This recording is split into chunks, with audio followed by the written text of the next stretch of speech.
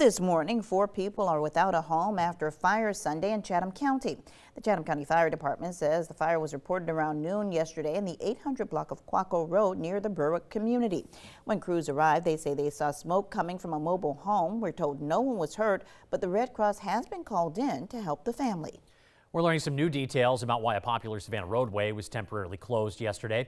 The Savannah Police Department closed White Bluff Road near Hunter Army Airfield after officials responded to a person in mental distress at the Wilson Gate.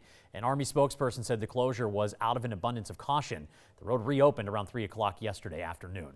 We are learning more about a large emergency presence on River Street yesterday. Savannah police and fire crews were near the Hyatt Regency for a dive team operation.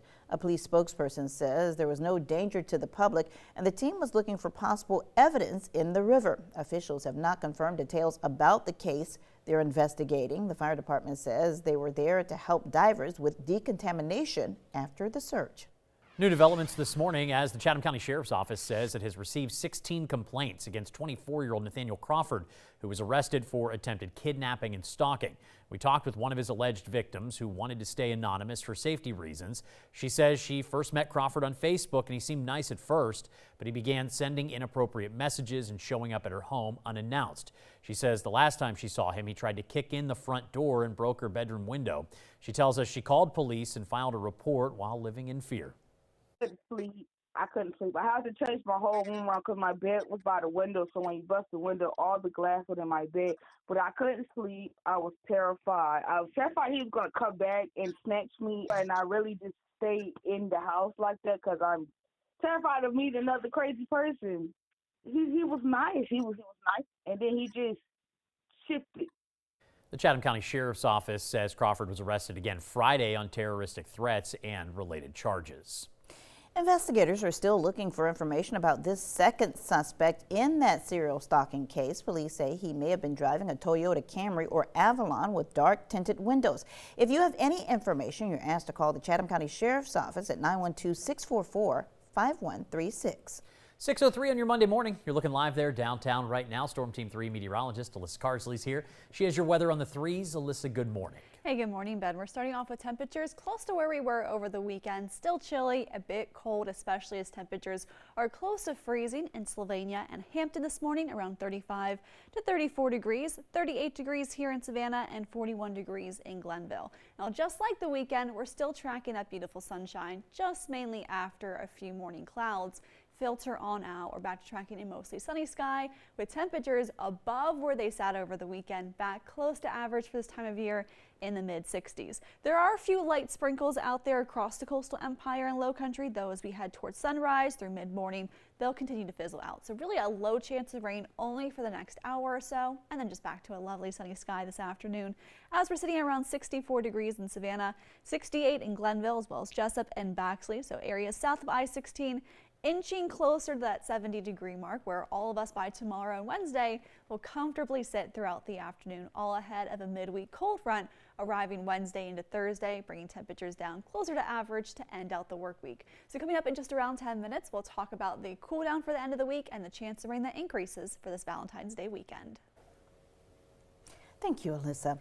In our community report, a local organization is providing a safe space for families to grieve their loved ones lost to gun violence. WSAV's Jillian Coles talked with the founder, where her mission actually started more than 10 years ago.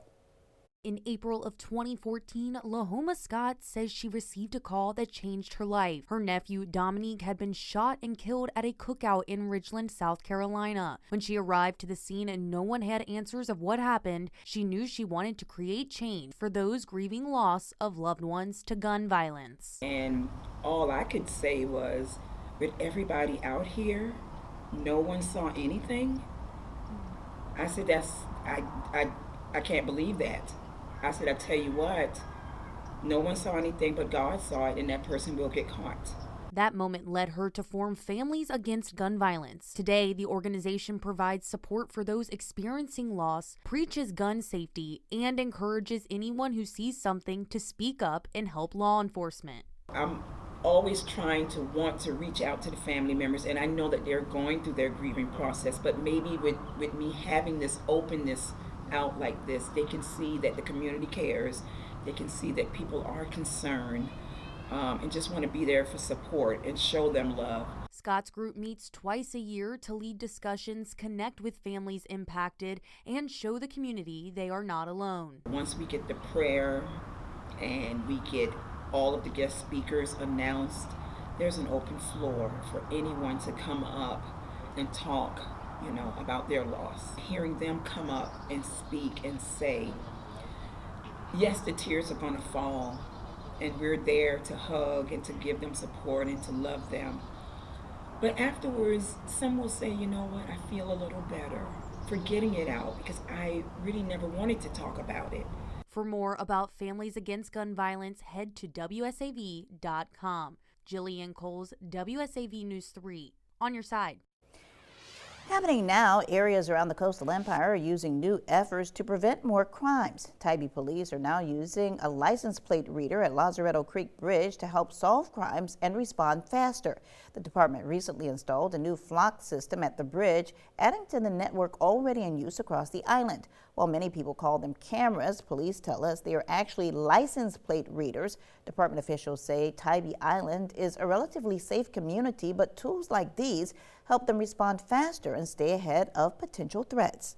These devices certainly are controversial, and there's nothing that I could say that would change somebody's opinion.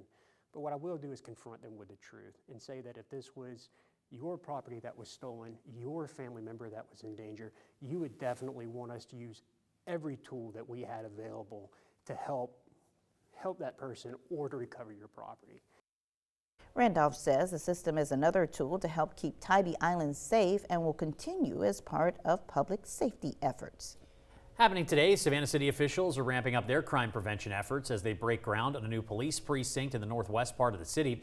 That new facility will include a precinct and a real-time crime center near the Market Arena in Carver Village neighborhood, replacing leased space on East Lathrop Avenue. The ceremony starts at 10:30 this morning at 6 Interchange Drive, next to the city's Water and Sewer Planning Building. The Savannah Black Heritage Festival continues this week with a variety of events. This morning at 10, a workshop with Ailey Dance for Active Aging and the Scott Museum of Art's Evans Center for African American Studies. The event features a 1-hour dance experience for older adults. Then this Wednesday night at 7, the Cleo Parker Robinson Dance Ensemble returns to Savannah for a performance at the Otis S. Johnson Cultural Arts Center. I will be there to open that event. It's always a great time. WSAV is a proud media sponsor. And the Mediation Center of the Coastal Empire is celebrating decades of community impact on Wednesday. With their Legacy of Peace 40th anniversary breakfast, the event will celebrate the people, partnerships, and progress that have shaped the center's legacy and the future outlook for peace in the community. That breakfast starts at 8:30 in the morning, followed by an hour-long program.